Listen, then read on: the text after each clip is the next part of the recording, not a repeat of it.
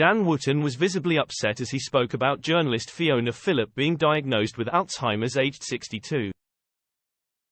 GB News presenter Dan Wootton talked of feeling heartbroken as it was confirmed former GMTV host Fiona Phillips has Alzheimer's. The 62-year-old worked on the famous news program for 11 years before stepping back to spend more time with her family.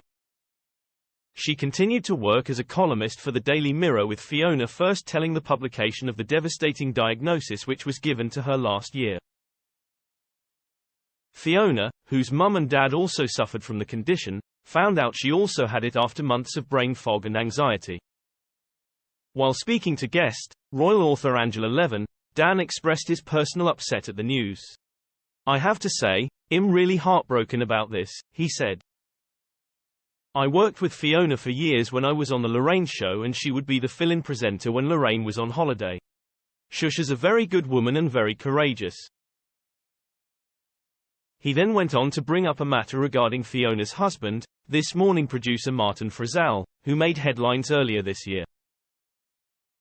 Martin, who has worked on This Morning for 7 years, made extremely ill-judged comments during a discussion regarding the Philip Schofield scandal earlier this year.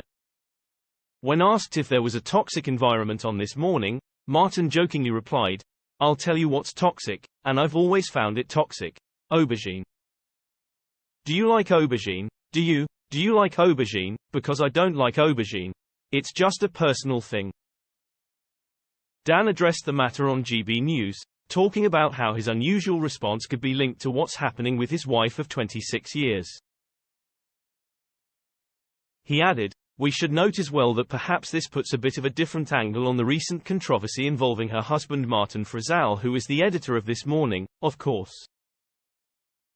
He was highly criticized after leaving their house and making this inappropriate joke about aubergines to a reporter for Sky News.